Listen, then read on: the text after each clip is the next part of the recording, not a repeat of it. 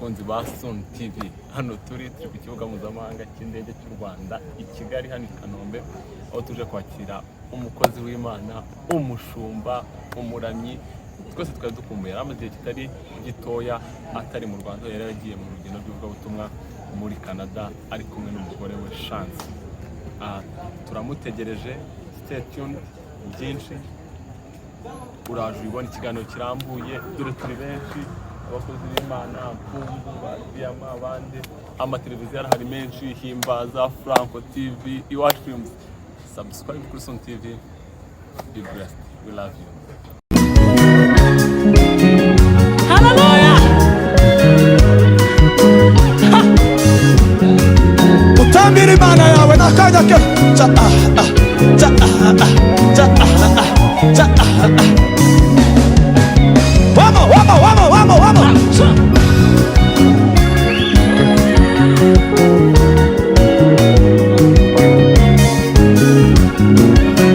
Vamos.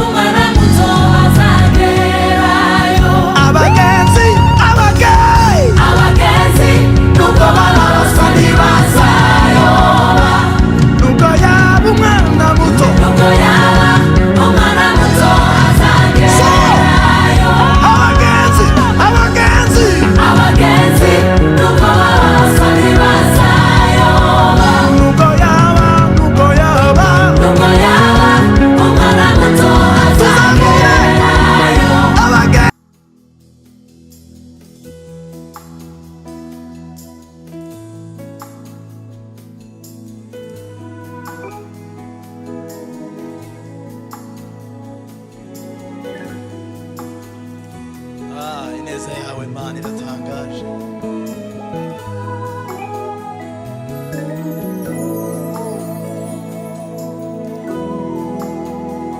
Bless your mighty name, Jesus. You are the Sivuga iby'undi, navuga ibyanjye. Sivuga iby'undi, navuga ibyanjye. Sivuga iby'undi, navuga ibyanjye. Ndavuga iby'amaso yanjye yiboneye.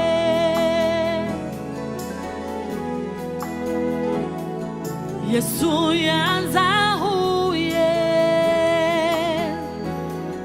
ku manywa y'ihangu. Yesu yanzahuye ku manywa y'ihangu. Nubwo naceceka, umutima uravuga. ngo Yesu yanzahuye. Yesu yanzahuye Ku manywa y'ihangu manywa y'ihangu Yesu yanzahuye manywa y'ihangu nubwo naceceka umutima uravuga haleluya yatamuruye umwijima urahunga inkingi y'umucyo ihagarara mu rugo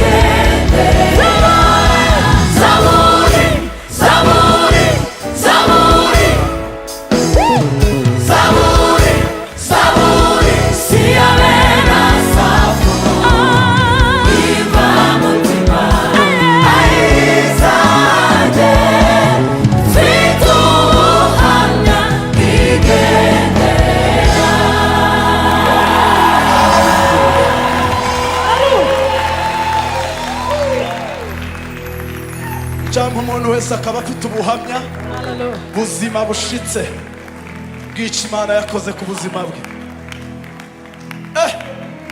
Haleluya. Ndumva twaririmbana gato.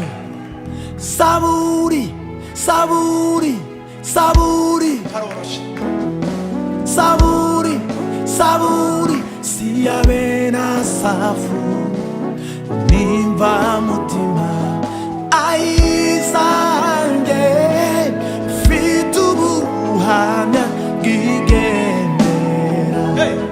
Saburi, saburi, saburi, saburi, saburi, siyabena safu nimba mutima ayizange fitubuhamya gigendera. Saburi, saburi, saburi, saburi. nta kundi kuntu nabikoresha mu yandi magambo ariko ni umunezero turimo turavanga abagenzi baheze mu nzira. abagenzi bari baheze mu nzira ariko n'ubwo byagenda gute ntibazayoba. None uyu munsi ni experience mukuye muri kiriya gihugu cya Canada. iyo ugiye ahantu utazi uhura n'inshuti urakonekita kugira amanetiwaka n'abandi bantu batandukanye ariko byagenze neza cyane uhura n'abandi ba worshipers batandukanye iyo hariya nyine inshuti bakonekita n'abantu ku buryo ntekereza ko bitazanahererana. Uyu munsi kugera ku kibuga ukabona audience y'abantu bangana gutya urumva umeze ute n'abafamiliye? ndanezerewe sinari mbyiteguye ko abantu baza bangana gutya ariko nanone binyeretse ko mfite inshuti mfite n'abavandimwe. Ni iki muvanyeyo? Twitega indirimbo, twitega iki hariya hantu? Indirimbo zo twagiye dufite nyinshi tugarutse dufite izindi nyinshi, hari izo twakoreye hariya, izo twandikiye hariya ariko tutazikoreye hariya tuzazikorera hano, hari n'izindi twavuye hano twakoze. Indirimbo zo ni nyinshi muzitege n'ubundi ntidutezega guhagarara. Muri Canada ni iki cyabatonze cyangwa se cyabagoye ubuzima bwabo? Twageze hari akabeho gakeya ka kandi kinjira no mu mavi. Wabaye inzobe?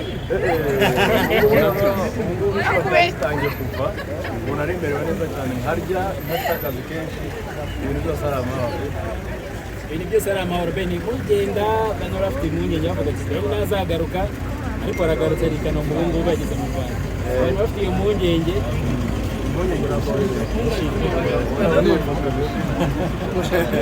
Mbere yuko urumva ibitekerezo by'abantu kandi abantu batandukanye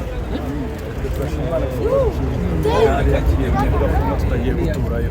Undi munsi niducira iyo guturayo tuzajya guturayo. Hari igitaramo cyahagaze ariko ntitwamenye amakuru byimbitse. Se byagenze gute? Byaje kubera mutubwira muri make byagenze gute igitaramo gihagarara?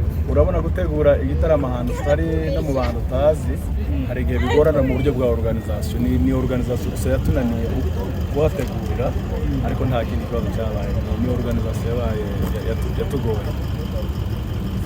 Twabonye umufasha wawe Chance ibinezaneza byamurenze ararira, ariko wowe habe ntabwo ayacu ni yayandi atembera mu nda, ariko nanjye numvaga nari. Ni nk'iki cyagutunguye kigera inaha i Kanombe? Tunguwe no kubona u Rwanda rwacu, tunguwe no kubona abantu bangana gutya baje kutwakira, badukoze ku mutima rwose. Mwese ya mbere yuko muhaguruka kuva muri Canada hari indirimbo mwabanje gushyira hanze, yari integuza yuko yari abagenzi kandi natwe twari mu rugendo. Yego Ariko mwatinze? Twatinze ariko nubwo twatinze ntitwayobye, ntabwo twabaye abaswa. kuko twahageze twatinze twagize ikirere kibi dutinda guhaguruka nk'amasaha 2 ariko turahageze final. Murakoze cyane Yesu abamwe.